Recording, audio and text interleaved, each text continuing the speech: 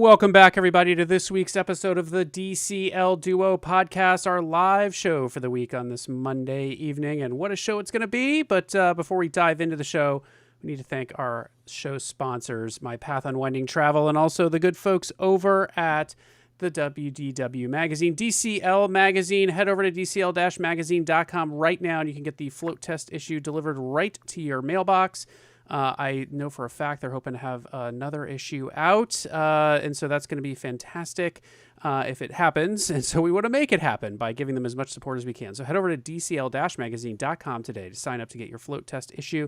If you use code DCLDuo, that's DCLDuo, all caps, in their store, then you can get 10% off anything over there. Calendars, magazine subscriptions, digital subscriptions, the whole shebang. So head over there and help support them because we appreciate them. But Sam, we have a fun show tonight, although got a few special people we should also thank before we dive into the show. Is that right? Sure. Yeah, absolutely. Let's thank our Patreons. It's about time we thank them, right? About time, yes, it is. I mean, I feel like we got to thank them periodically because, for those who don't know, Patreons financially support this show. And Brian and I have said this multiple times, but we are not making money off of the DCL Duo podcast. We are, if we end up in the black, we donate to charity. So anything over our costs, our carrying costs to operate the show, we donate to charity. But the good folks who are our Patreons, along with, of course, our show sponsors, help financially support this show. So if you want to support this show financially, you can head over to dclduo.com/Patreon. Patreon.com/DCL Duo. That's what it is. Patreon. That's right. Just head to dclduo.com. You can find all the ways to support the show. But for now, I just want to send a quick shout out to all of our Patreons. This list is growing, so bear with me. Starting off at our Animators Palette tier, I want to thank our friends Steve Elsis, Robert Taylor, Robbie and Jillian Avney, Lori Hotung, Joshua McHenry, Heather Wilson, the good folks over at the Dillos Diz, Mr. Derek Sassman, Dave Hall, Constance Presley, Chris Brown, let's see here, we got Brittany Simon, who's actually upped her contribution slightly per month, so thank you for that, Brittany. Oh, thank you, Brittany. Bridget Casey, Ashley Norton, Anna, Tracy and Michael Andraco start us off at our Palo Brunch tier, the most delicious tier. Kimberly Melchin, Jeff Linwood, Erica, Emily Faye Abbott, Edward Lynn, Dennis Keithley, Chris Wynn, Beth Gentry, and then heading into our Palo dinner tier for all of those who like a little osso buco, we've got Yensid Travel, aka Chris Vorbeck, Sonia Allen, Megan Guys, Lauren Porter, Karen Tomprose, Karen Shelton, our fabulous show sponsor, Jennifer Swart, Josh Wilson out there, the DCL Duo villain, or the DCL villain, I suppose it is, Cindy Leichner, our guest this evening. Who's about to join us. Chris Braga, Brett, Ann Witten, and then, more Palette dinner tier here, Andrea Cobb. Then we get into our Remy Brunch tier for those with a discerning palate, Thomas Rogers, Sean Burns, Eric Nyman, Karen Phillips, and then the coveted Remy dinner tier. You get a special Colette drink. A table for three here, a table for three with CT Sweek, Amy Yee, and the good folks over at Adventures in Mousecapades, Nathan and Alicia Novak. So thank you to all of you out there for supporting the show. Yes. And Sam, with that, I think we've already introduced our guest, but let's go ahead and bring her in. Her out. Hey, Cindy. Welcome. Hi, everybody. We are so excited to have you on the show. Cindy has not been on the show before. I can't believe this. I was realizing when I reached out to her to ask if she would come on our live show. We have had the pleasure of knowing Cindy for several years now. we met her in person, I think, for the first time at a Run Disney race weekend in California. And she has sailed with us on our DCL Duo podcast cruise, as well as on the DVC podcast, the DVC cruise that was following our podcast cruise on the Disney Magic. We are so pleased to get to know Cindy. She is just one of the nicest people in our community. She's also very involved in the My DVC Points community, and she is like super involved in the Run Disney community and makes these awesome friendship bracelets that she hands out basically wherever she goes. So we are just so thankful to have you as a part of our community, Cindy, and we're so thankful that you agreed to come on tonight's show. I meant to wear mine. I meant to wear my bracelet tonight. I totally forgot. Well, thank you. And actually, it's been a long time, but I was on one of your very first shows. Oh my God, is that we right? were talking about DVC member cruises. Yes. It was Oh, I was you're going to say, very Cindy's early. definitely been on this show before, Sam. I think that's the only one, but I have been on it once. Yes. Well, not all of us can be It's too Tracy long and now. hit platinum on the DCL Duo podcast guest list. So, so there you No, go. I'm still chasing Pearl. There you right. go. There you That's go. right. Well, before we dive into talking about Cindy's side-to-side cruise, which for those not in the know, a side-to-side cruise is when you get on one ship and sail with Disney Cruise Line and then get off that ship, and maybe it's a day or 2 days later, but you jump onto a different ship in the Disney fleet and sail on that cruise. But we're gonna talk about that today. But before we do, we have a little bit of news to talk about. I say a little bit of news. I'll hit the small stuff first, which is Disney Cruise Line already put out the Halloween on the High Seas and Maritime room packages, meaning like the blanket, stuffy Room decor packages, amenity that you can decor buy. packages. Amenities. Yeah, that's a great way to put it. Yeah. So you can, if you are signed up for a cruise, if you're booked on a cruise that is a Halloween on the High Seas themed cruise or a maritime themed cruise for this year, 2025, you can actually go on to the app. It actually sends you out to the website, but it'll help you by copying your reservation number, and you can put in your purchase, your pre-order for that. And then that package is in your stateroom. So make sure you have room in your luggage, because it's a blanket and a pillow and often a small plushie and decor. So it will take up room in your suitcase. Just a warning. So that's one piece of news.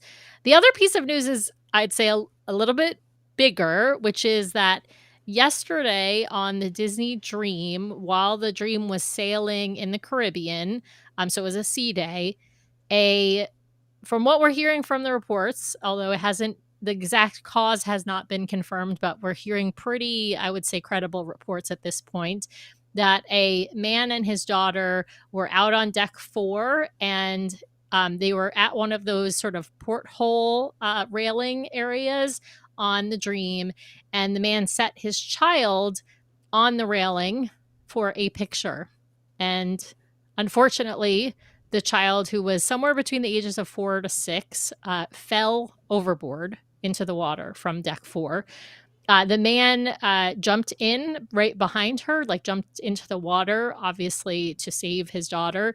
All reports are that folks tried to throw life jackets so that they, to assist the man and the daughter immediately. But Disney crew just went right into gear. There was an immediate man overboard, which is a Mr. Mob, Mr. MOB, man overboard, was announced, and a rescue boat went out and was able to rescue both the man and his daughter. So kudos to Disney Cruise Line crew for acting very, very fastly, very, very quickly. But I want to put out there, this is news, and that's why we're reporting on it. But I also want to put out there that, generally speaking, it's not easy to fall overboard a cruise ship. Either you have to be doing something pretty stupid, like was being done in this situation, or it has to be purposeful, meaning somebody attempting to throw themselves overboard. I want to make 2 points. Let's be careful with tossing around. We don't know definitively what happened, and so I don't want to say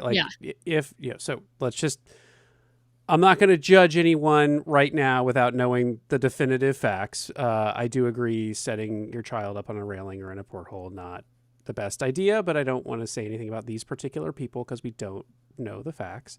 Second thing is, I think also it's really hard on a Disney Cruise Line ship because they put a lot of extra safety procedures, in my estimation, on the railings because they know there's lots of kids on board. So it's not, I think we don't want to sensationalize or over sensationalize what happened here.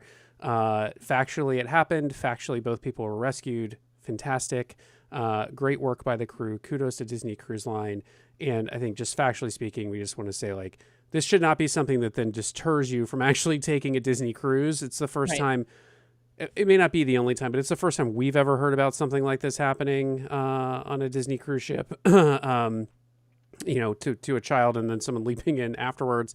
But it's pretty hard to do. It's very, very hard to do.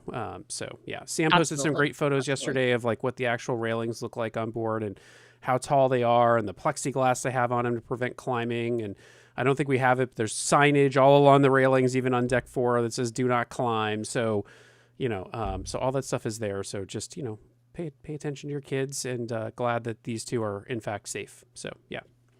Yeah. With that, let's move on to happier topics, Sam. We got better topics to talk about.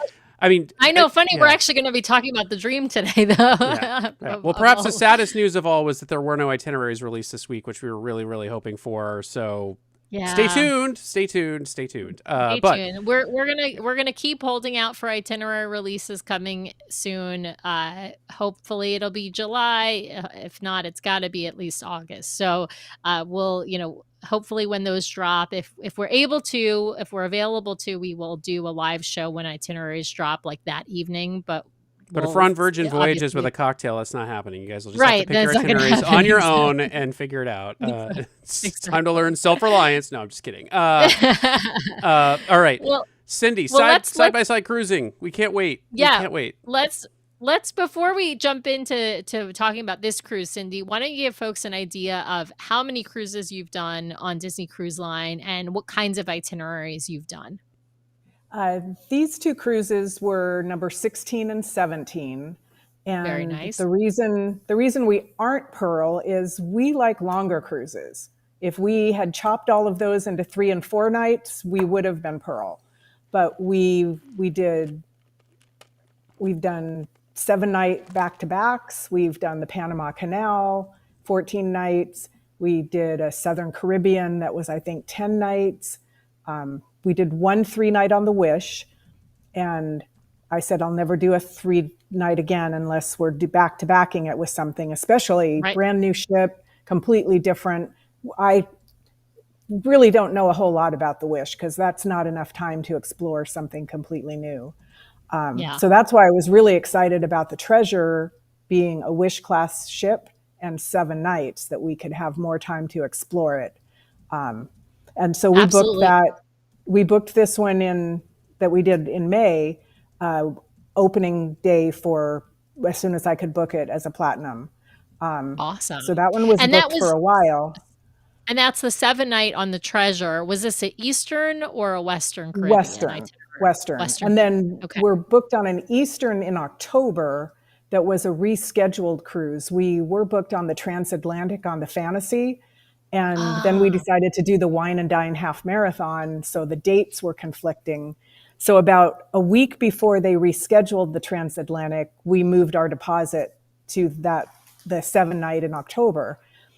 Had we waited, we would have gotten a 25% discount because they moved the cruise. Right, because they canceled they basically they shifted it by 2 weeks, the transatlantic crossing. Yeah. So we probably could have done it with the new dates, but we had already moved it. So you didn't know. That's the whole thing. You don't know what Disney's going to do as far as, if there's a last minute, well, this one wasn't last minute, but it was later after you had to make your decision about Wine and Dine. So that makes sense. Now tell us, for these cruises, which one did you do first? Were you on the Treasure first or the Dream first? The Dream first. So in October of 21, that's when we did our back-to-back cruises, and we made some great friends on that cruise. It was during COVID time, post-COVID, so not very many people on the ship. We had a great group of people that we got to know. And on that cruise, a bunch of us booked a Bermuda cruise for April of 23. So we cruised with some of the same people we had cruised with in October that we met. And one couple in particular, they have a friend who works in medical on the ship. So they often get friends and family discounts. They book at the last minute. And they're always sending us a text. Hey, we're going on this cruise. You might should come. And these are the friends to have. Yeah, we don't get the deal that they get, but we're going on a cruise, come with us. And it seemed every time they asked, we had a conflict. So it never worked out. And in April, we were actually on the Wonder with my DVC Points people, Gina and Chad and other people that we met. And on that cruise, I get a text from Semi, and she says, Dean and I just booked this cruise in May. And I thought, of course, it's going to overlap with the one we're already doing. But I looked at the dates, and the Treasure cruise started on the 17th. And the cruise they were doing was a 4-night that was the 12th to the 16th. So I said to Mike, what do you think? We could move our flight.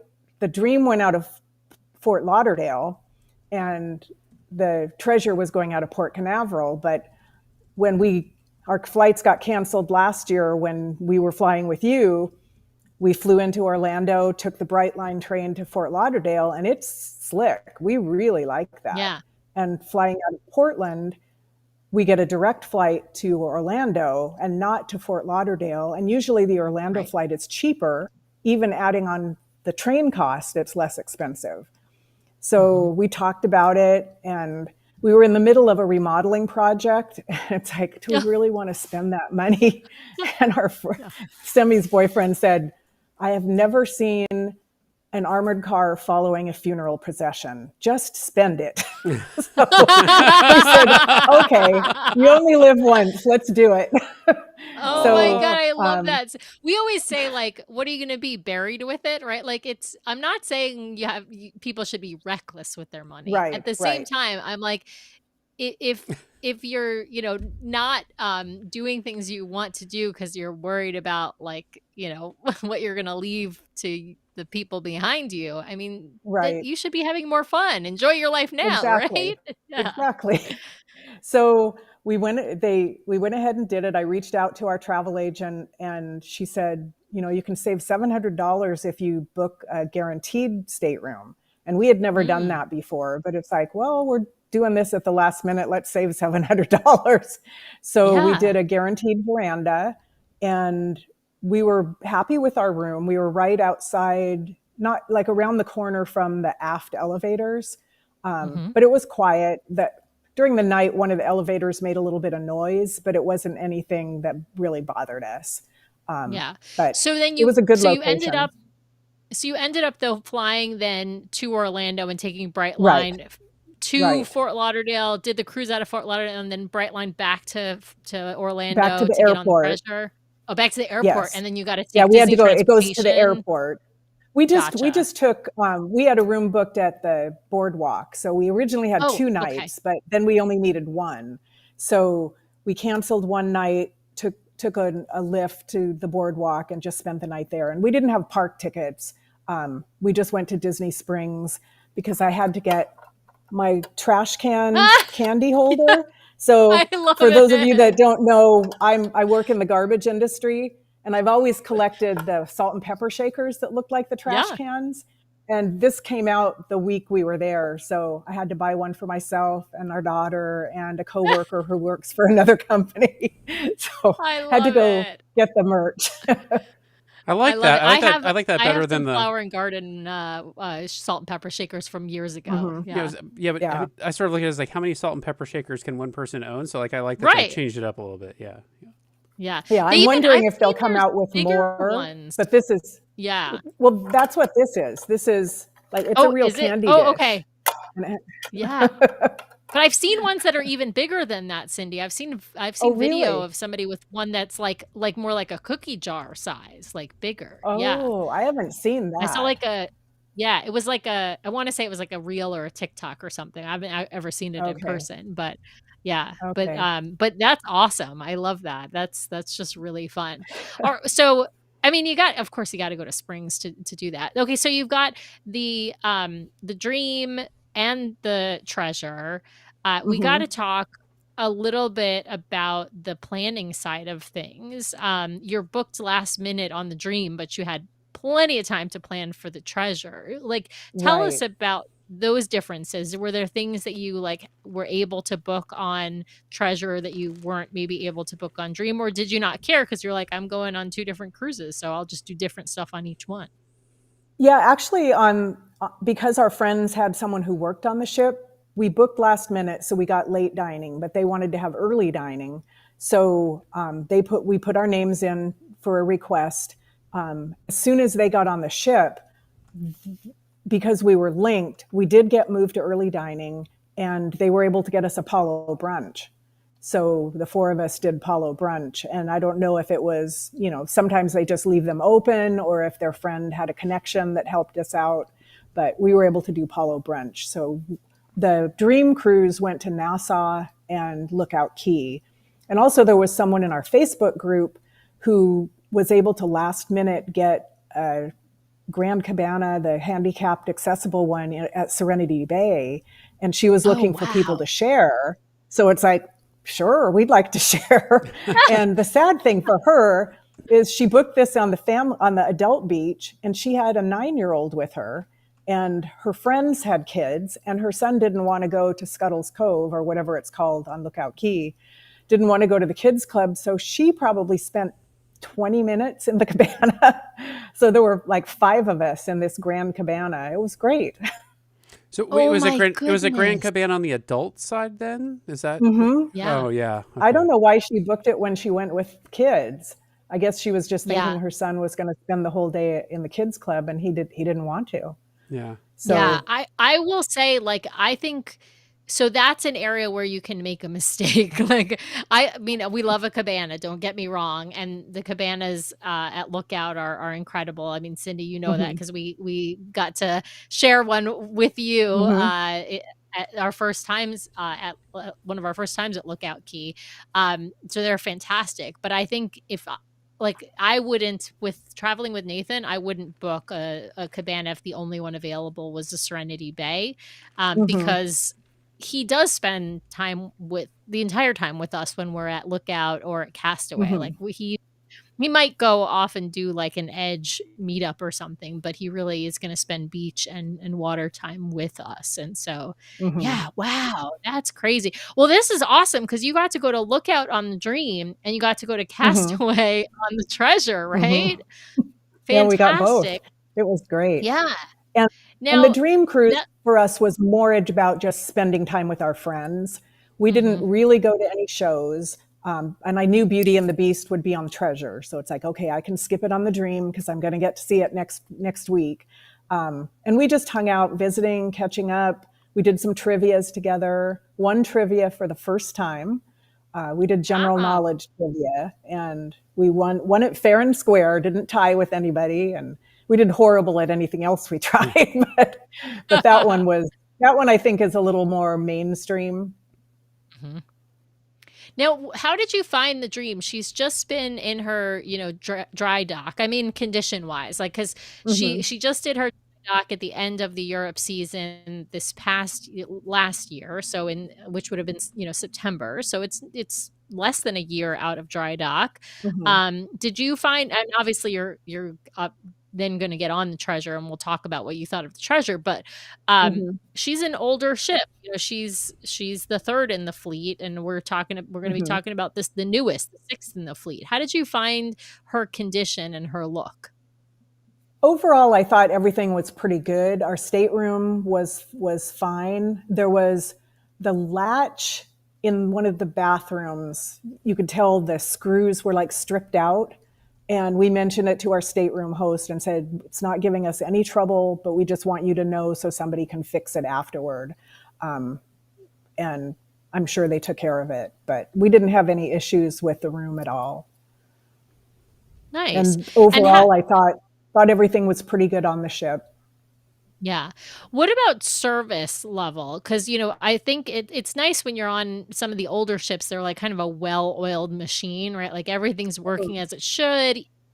you do sometimes have new cast members kind of rotating in, but the vast majority, it seems like, of the cast members are pretty well seasoned. And so it seems like, at least our experience being on the Fantasy in December, was that everything was like just running so smoothly. And it was kind of nice to be back on, an older ship because of that. I'm curious how you felt about how things were running on the Dream.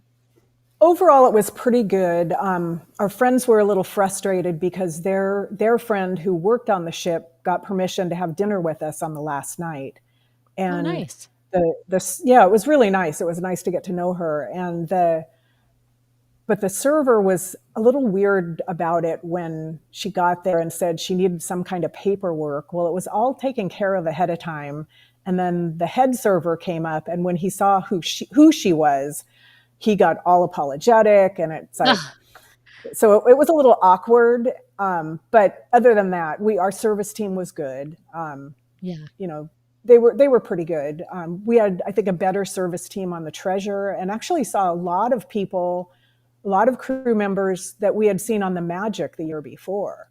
Oh, And interesting. Yeah. probably 5 or 6 that we had seen on the Magic. In fact, when we did the back-to-back cruise with you last summer, we had on the first cruise, we had a server that we just loved. But when we cruised with you, we were sitting with the table with the Right. server that you had set up. And we ended up running into Romero, who was our server. He's now moved to the Magic. So he said he would be there in October when we get back. So we're planning on requesting him because he was just a great. Fantastic. Yeah. We requested Abriel, who we just adore, and she's wonderful. And she was great with our group, I feel like, in general. But yeah, it's hard because you either have to, you can request to be with a group in a particular rotation, or you can request a particular server, but it's really hard to get like a million different requests to be able to be accommodated at once. So And that's what I told his head server, because he asked, would you like the same team on the next cruise? And I said, I would, but we're cruising with some friends and we're going to be sitting with them. And I said, it's nothing shady about the team we had. We love them, but it's just we can't do it. Yeah.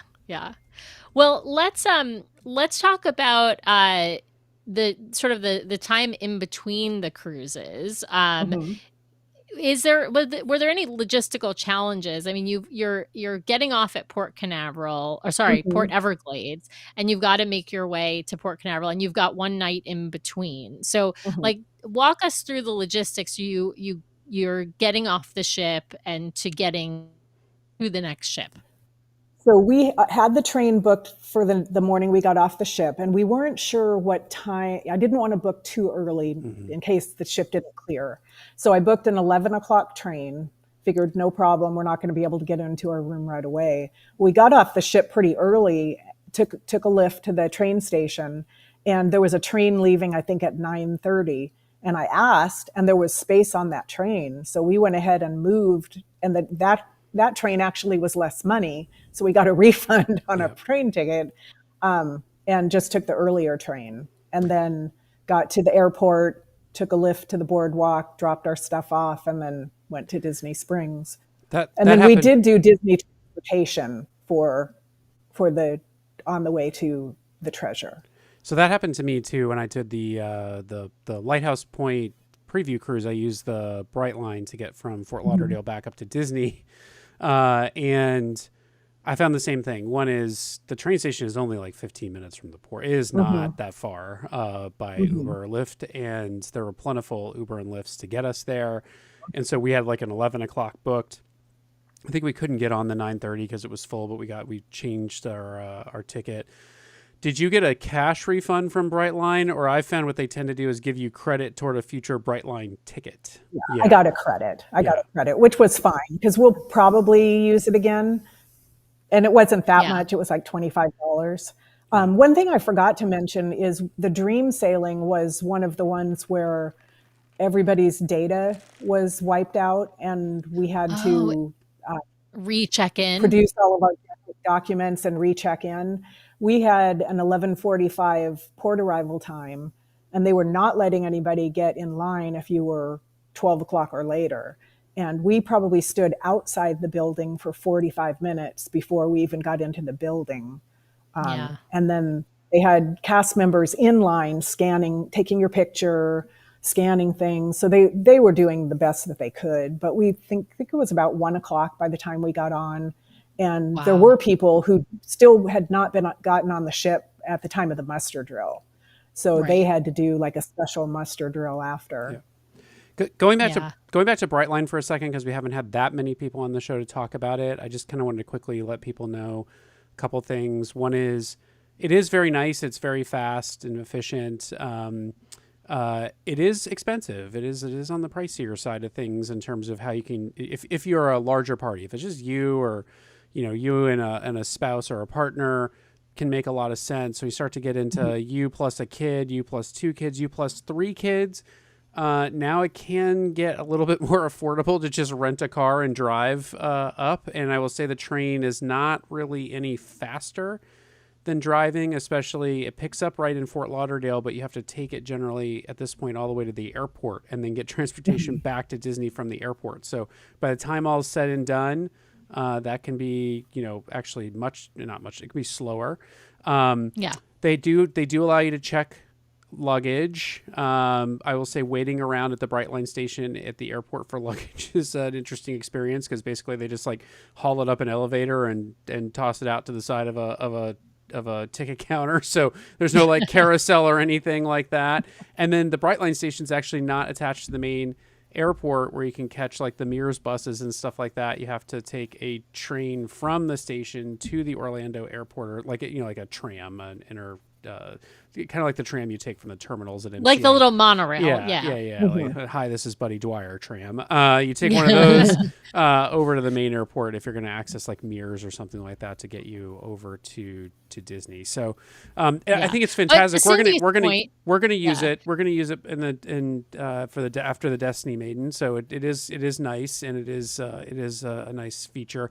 I'm hoping they open up a terminal closer to Disney. That's the only thing I think they can do that's better. I think the other part, though, to Cindy's point, is that for some people, it may be there are more flight options to Orlando for a lot of folks than there are to the Fort Lauderdale airport.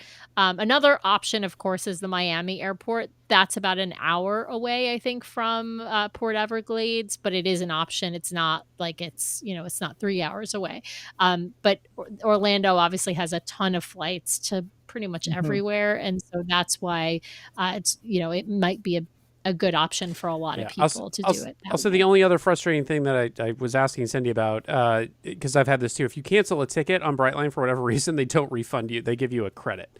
And so if you don't plan to be back in the area, and like that, I think that credit expires after some period of time too. So like I think it's a year. Yeah. So like if you're not planning to be back in a year, it can get a little dicey using the Brightline. Now, I think the credit is transferable. You can use it to buy a ticket for somebody else.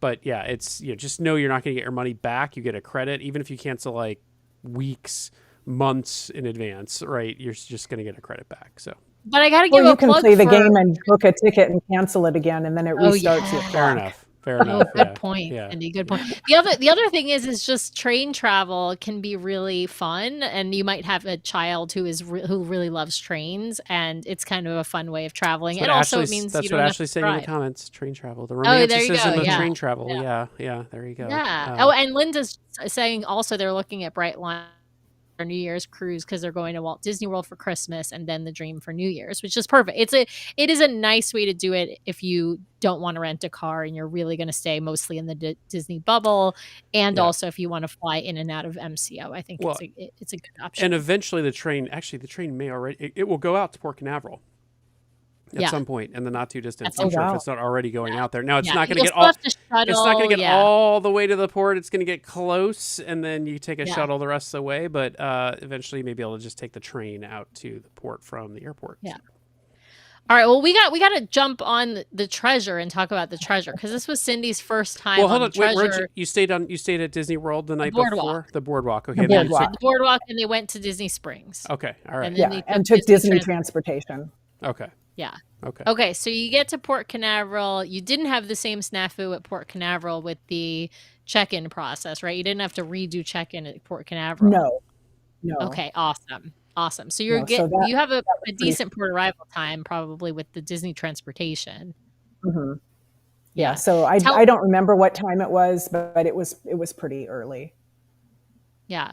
Tell us what you think when you walk into the beautiful Disney treasure. Your family name is announced. You're in that grand hall that's just ginormous as compared to on the four Well, wait, original ships. hold on. Cindy, was this your first sailing on the treasure?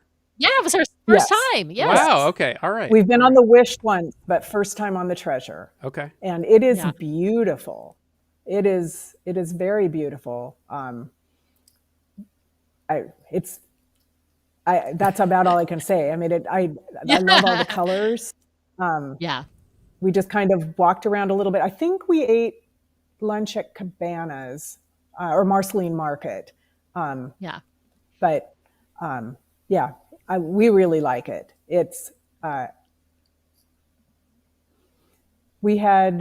we originally had booked this cruise with some friends, and they had to Mhm. cancel, and so our room was a family veranda, which is the first time we've had the bigger one. We had Oh, a nice. Encanto room. So yeah, so our room was decorated Encanto. Nice. Love that. Love that. And Now, I know what you did guys you have talked about not enough storage, and it was nice. We Yes. didn't have the extra bed. We just had the extra room. Maybe there was a bed behind there, but we had the whole storage cabinet that was really nice. Yeah. So if you had the storage cabinet, then you didn't also have the Murphy bed, right? So like Okay. you Okay. either get that storage cabinet or the Murphy bed in that family, I think it's the family deluxe or whatever it's called, Mhm. veranda Mhm. stateroom. And I think if you have that storage cabinet, it's perfect. I mean, I honestly Mhm. think there's enough storage if you have that cabinet. It's really Mhm. over on the Wish where I don't think that cabinet exists on the Wish, and then you have 0 storage. So, Mhm. or other than the closet, really. I mean, because Mhm. there's really hardly any drawer space, I think, on the Wish class ships.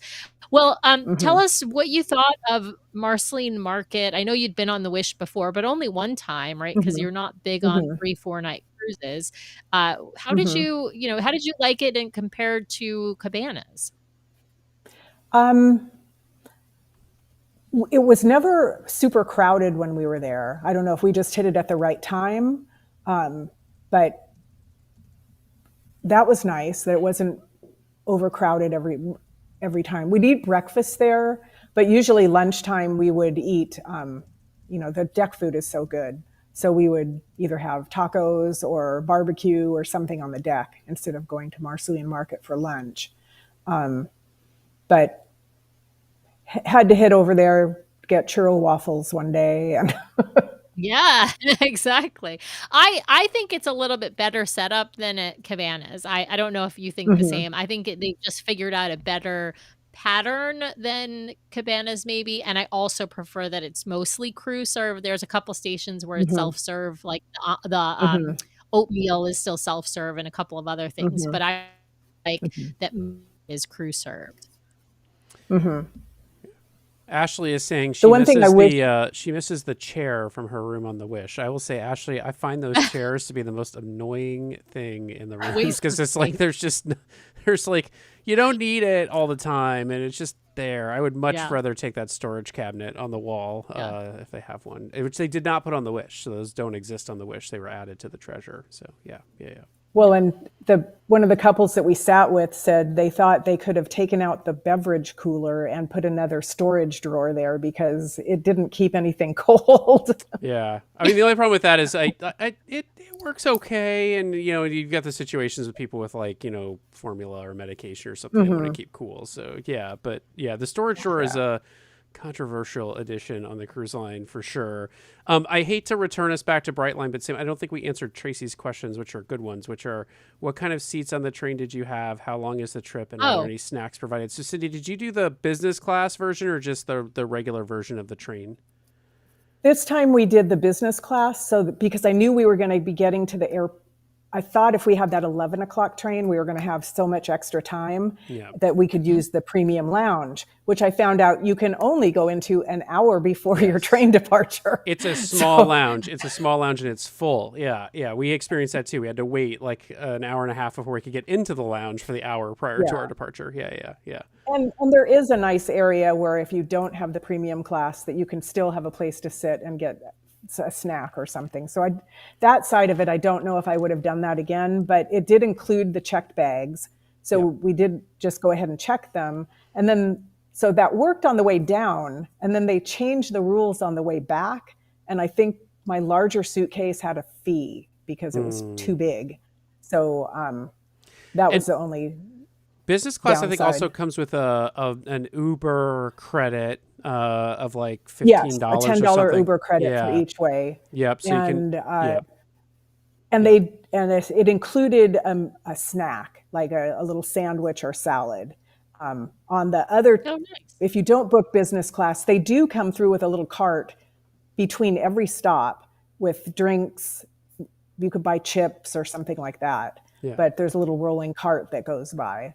Yeah. On the business class side, I felt like they did the same thing. They kind of came through the cabin a bunch of times just to see if you want snacks, drinks. Yeah. But then there was like more of like a lunch almost that they offered you. And it was included with the business class where you had to pay for it on the regular seats. But we did regular seats last time and they were fine too. Oh, nice. Yeah. And then sounds like it. And then the ride is what it is. It's like a 3-hour drive. I think it's a 3-hour train ride just about because it makes stops. Yeah, it's about 3 hours, but it's on time. And when they stop at a stop, you have to get off and you get back on. It's fast because the first time we were on it, we were taking our time getting our luggage and they're like, you got to get off the train. We have a schedule to keep. Yeah. And then one other comment here, Magically Vanessa is saying on the beverage cooler, you can turn the temperature setting down. And so she's going to take a photo of how to do that and share it with folks later. So if you're not in our Facebook group, that might be the place to head if you want to know how to just change the setting and the temperature of your beverage cooler.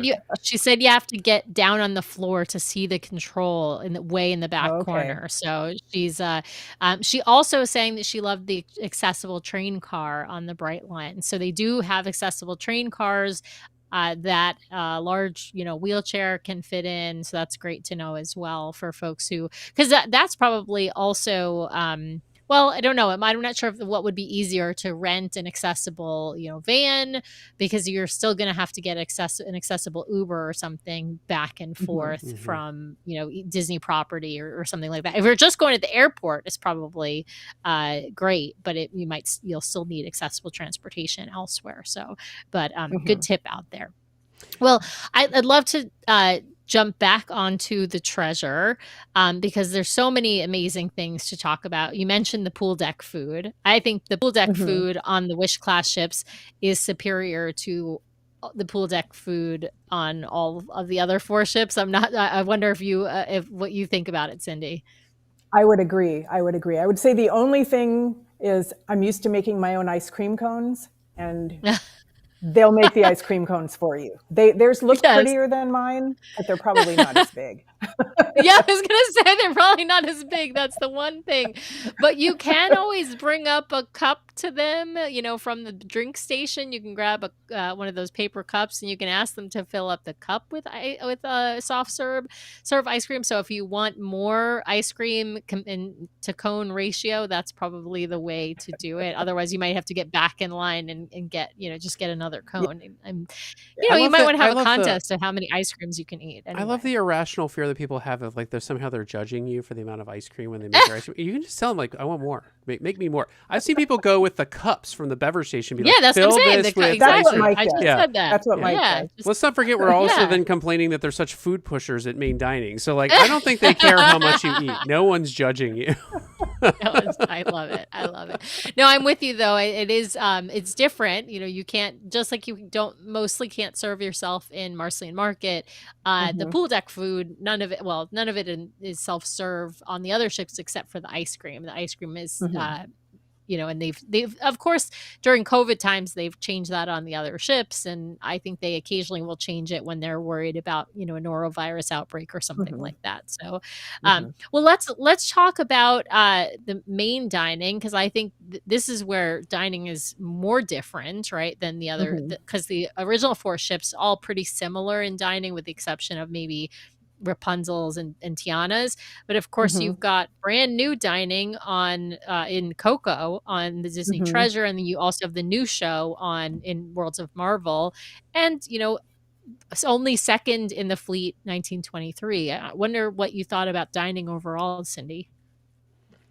I really loved the entertainment in the Coco restaurant. I thought it was Mhm. really fun, very well done.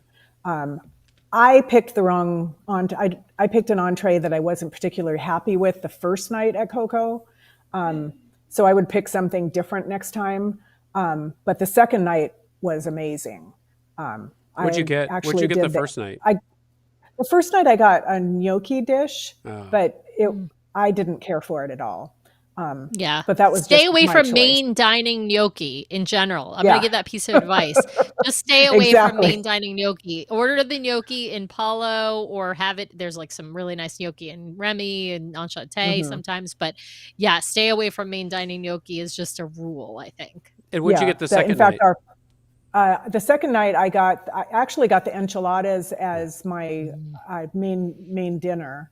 I can't remember what I got as an appetizer because I don't eat a whole lot. So it's like I heard the enchiladas were amazing. I'm just going to have those for my main course, and they were great. They're Such a excellent. smart They're excellent. call. I will put a Yeah. plug in Yeah. for the chicken mole. I forget which night menu Mm. it's on, but it's actually really good. The only downside to it is if the chicken's a little sat under the heat lamp for a little too long, it's not as good. But Mm. the mole sauce is excellent, so I'll put in a plug for that one. I think Yeah. Mike had that, and he really liked it. I wasn't sure if he would like the sauce, but he really liked it. Yeah, and And is I'll that give. in the first night? I can't remember if it's the first night or the second night, but Okay. it was really good. Yeah, and then I uh, think the second night menu is just stronger though too. yeah, I think Hmm. as a general matter, the second night. I like the pork carnitas on the second night Our menu. I table also mates like had that. the Hmm. chicken enchilada appetizer is fantastic. The empanada is that night as well as an appetizer. And so I feel like there's a bunch of really good things on that second night menu. The first night menu is good too. I just don't think it's quite as strong as the second night menu. Hmm. But yeah, I feel that, but I also think the same goes for Marvel. That second night menu is quite strong. I think the first night menu is it's fine. It's okay. Hmm. And then it's the opposite for 1923. It's the first night menu is strong. The second night menu is just not good at all, well, but I don't know. we should ask Cindy what she thought of the I second know, night. yeah, Yeah, what did you exactly. think of Yeah. the second night menu in 1923? I didn't think it was that bad. I think that is that the night that has the lamb, Yes, it or has is the that the lamb and first it has night? the lobster. Yeah. Yeah. Okay, so I think I had the lobster, but I got the potatoes that come on the lamb because they're really Mhm. good. So I Oh, had okay. that ordered as a side dish, and we kind of shared it at the table. Um, Mhm. and we actually missed the second night of Marvel because we had Palo dinner that night, so we Oh, didn't get okay. to experience that. Yeah, Um, yeah. and the gnocchi as in the amuse bouche. What I thought, this Ugh. is the first time this has ever happened. Our server was just asking, "Are there things that you don't like?" And Mike mentioned he didn't like mushrooms, and the sauce that comes on that is kind of Is the mushroom mushroom. flavored. So he brought Mike's out with. I can't remember now if it was a cheese sauce or a marinara sauce, but he changed it up for him, and Mike really Oh, appreciated that. wow. Nice, Yeah, nice. that I will He, say that amuse bouche with the mushroom sauce is so good though. oh, I It's so love it. delicious. I love it. Yeah. And Mike's always eaten it, but it's, mushrooms are Right. not his favorite. And he just thought that was really special.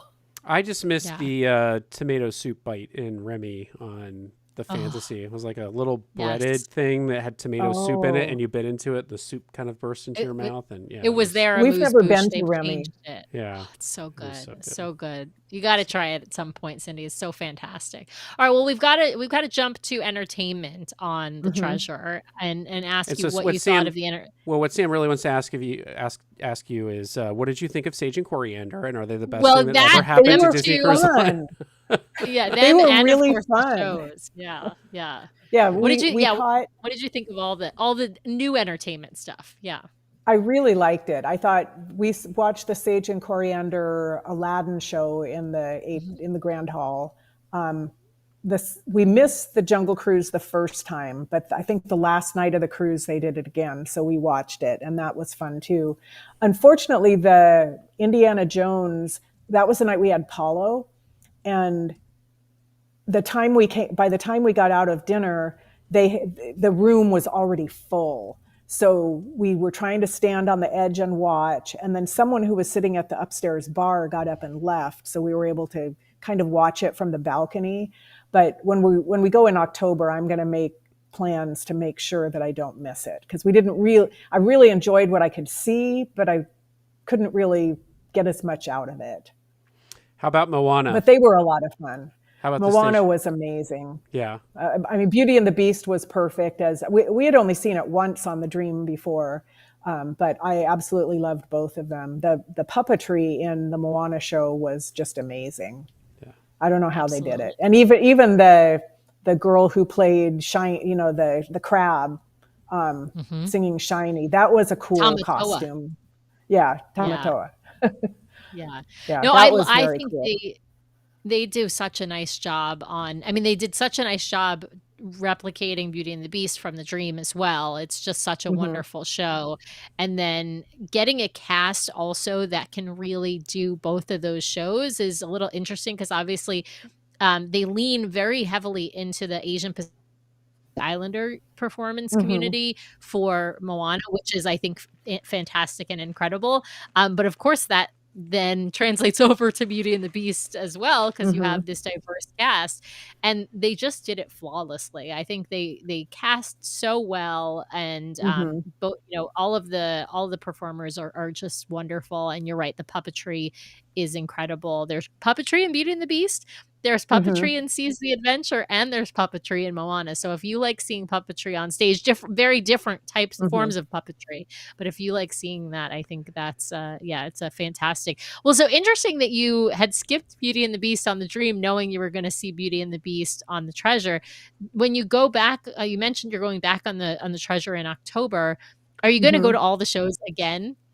Probably, and because we didn't do Seize the Adventure this time, but our friend there's someone that we met on our Mediterranean cruise last year who's going to be on the cruise in October, and it'll be their first time on the Treasure. So I'm sure that if we hook up with them, that they will want to see the shows, and that will be fun. So, Cindy, we only have a few minutes left, so I'm gonna co-opt Sam's rapid fire round and make a rapid fire round here, because I want to I want to ask you some questions about the Treasure, since it was your first time. Okay. Okay. We have not talked at all about the bar spaces on board, which are all brand new. Did you have a favorite? Is it the Scat Cat? Is that what it's called? Scat Cat Lounge.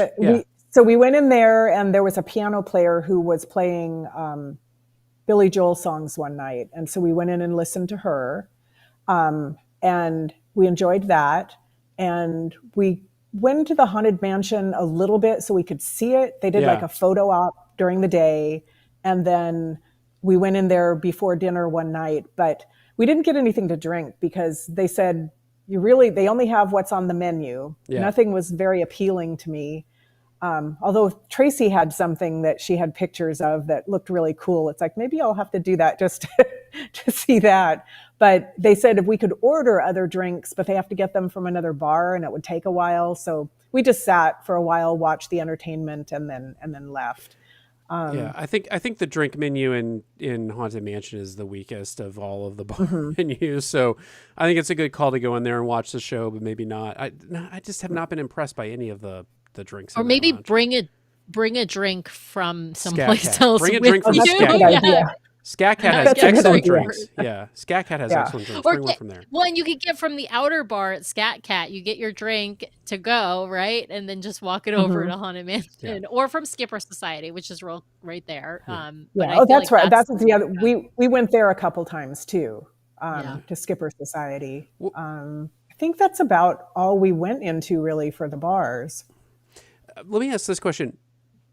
Biggest opportunity still for these Wish class ships that they have just not cracked? Like, did you look at something on the Treasure and think, gosh, I wish they'd done that differently? A better adult pool area.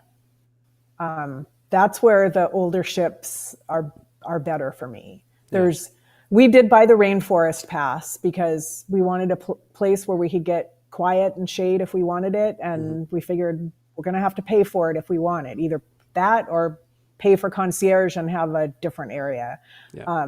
But I don't know if we'll even do Rainforest next time. Maybe do it by the day if it's available and it's just too crowded. Yeah, what did you think of the Rainforest room on the? I mean, it's the same as on the Wish. But what did you when you say you might not do it again? Was it because you didn't like the experience, you didn't use it enough, or didn't? Just for the cost, I think. Yeah. Okay. You can spend that money on something else. Yeah. We did enjoy it when we went. Yeah. Nicole, I agree with you. Periscope Pub is a great place, just great spot to go to drink too.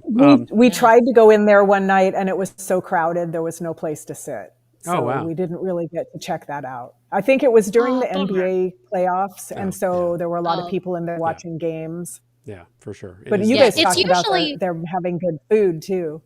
They do, yeah. And you're gonna have it oversubscribed when there are games, but if there is not like some big sports tournament, right? Like if it's not like some either NBA or college or whatever sports like tournament going on or something like that, then it isn't, generally speaking, it's not the most oversubscribed bar. It's pretty lively for golf when we were around there. So, yeah. That's true. I mean, listen, it seems like most of the time there's something sports related, but there are times I would say that bar, like there's a lot of seating in there. And so if it's not some big sports tournament going on, it's a decent place to go, and great food, good drinks. As long as they've got their ESPN 8 The Ocho, subscription. Yeah.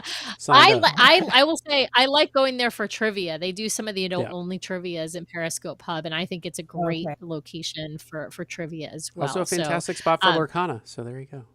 Yes.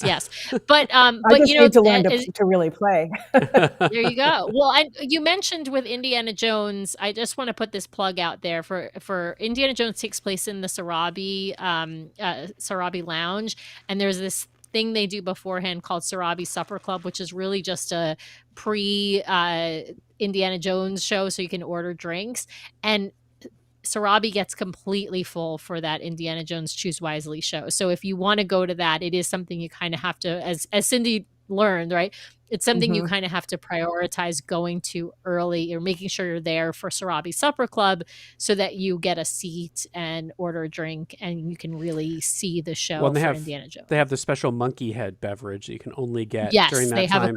P.S. There are three special beverages. Yeah, but P.S. the monkey head cup is not, you can't take it home with you. Not included. No, it's just a. So it isn't even one you can buy. No. Correct. I think it's one you can surreptitiously pocket, but it's not one that Right. Nicole, yes, the Periscope Pub food is not to be missed. Those pretzels are good, but so are the loaded potato puffs, aka tachos. Tachos, and wings. Yeah, so it's a good alternative to Night 2 in 1923, as we discovered. So, I gotta ask Brian. You co-opted like a little rapid fire, but I gotta ask Cindy a really important question now, because now you've been on all the ships now, Cindy, all the ones that are in current existence, obviously. Yes. I gotta ask you what your favorite ship is now that you've been on the Treasure. I always used to say the Fantasy because that was our first ship, and we really do love the Fantasy, but it's been a long time since we've been on the Fantasy.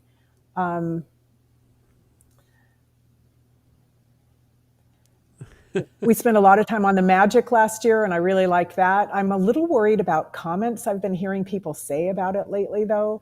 So yeah, she's showing her age. I tell people my favorite ship is the one that I'm on. There you go. All right, that's a good answer. Fair. Yeah, absolutely. Yeah. Well, Cindy, I got to ask her. You're booked on the Destiny, correct? No, not yet. You're not. Okay. Not yet. No. All right. No. All right. Well, we'll have to have you back. You're waiting for those itineraries to drop, though, I bet. Because we just have a lot of stuff going on in the fall, so I can't do it this fall.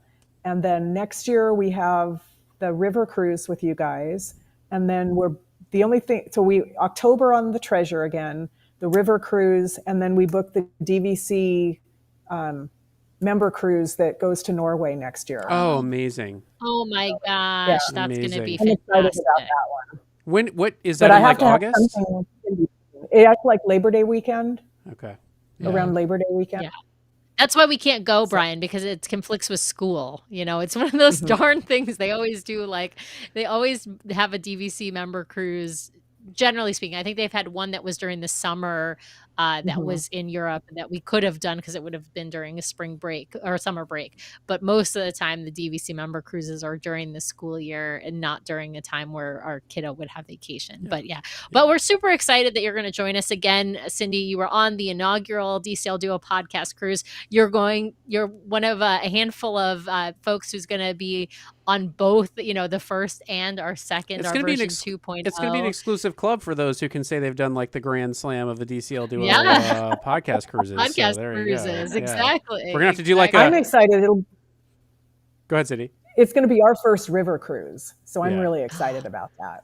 I think the next cruise we do, you're Sam, gonna is going to love have to be like a National Geographic expedition, and it's going to whittle the group down even smaller. There's like it'll just be Yeah, that's Tracy. probably not for me, a small boat. Tracy will be the diehard, except she won't go because it'll be like to Antarctica or something. It'll be too cold. She's like, doesn't like cold yeah. weather. Yeah, exactly. That looks exactly. beautiful, Yeah. but I don't think I can make it over the Drake Passage. Don't worry, Cindy. Brian and I were just talking, and I think we're so excited to this river cruise, but I do think that we'll have to go back to the roots of being on a DCL ship. Especially since next year, I think we don't have any plans to be on a Disney cruise ship in 2020. We will. We will? 6. Yeah, Well, we we will. may. We're just waiting for our We itineraries may. to come out. We may. We will. We I'm may. not worried about that. We will. We may. All right. Anyway. With that, we should wrap up here and get people back to their evening. And Cindy, first, just thank you so much. 1, for being a guest. 2, for being a listener. And 3, for being a Patreon. We really appreciate you and just have loved getting to know you. Also, for everyone out there, we will be back next week at our regular time, 5:30 p.m. Pacific, 8:30 p.m. Eastern. Keep your TV tuned, locked right here. ABD, keep it locked, right, Sam? ABD, keep it locked. That's right. But that's for America's Best Dance Crew, not Adventures by Disney. No, we're going to be talking Alaska, though, next week, aren't we? But Brian? who are we talking about Alaska with? We're super excited to welcome back to the show. We'll have Emily Carlson from We Do Disney Right, We Do Travel Right. She's been on the show several times. She's a fantastic guest. She and her family were hosted by Disney Cruise Line in Alaska. And so she's going to be coming on to talk all about their Alaska cruise and the phenomenal time they had. Everyone's going to Alaska this year. We talked to Doug. I Parker know. went to Alaska. Emily went to Alaska. Carly was in Alaska. We're trendsetters, you Brian. going to- We book Alaska. Everybody else, we're going to Alaska. Yeah, this where's summer. Walter's up there in Alaska right now? We're hoping to see him on his night when he gets back. And we're going to everybody went to Alaska this year. So next year we need to take a poll and make sure we go to the place that no one else is going. So there you go. All right. All right. Well, Cindy, thank you once again for coming on. We really appreciate Thanks it. for having me. And for all of you out there listening, watching, thank you for being out there, for asking questions, engaging with the show. If you're listening to this afterwards, please head over to YouTube, subscribe to our YouTube channel. You can watch all the shows over there. And Sam, I'm going to beat you to it. Yes, like and subscribe. All right. Thanks, everybody. Have a great evening, and we will see you next time. Good night.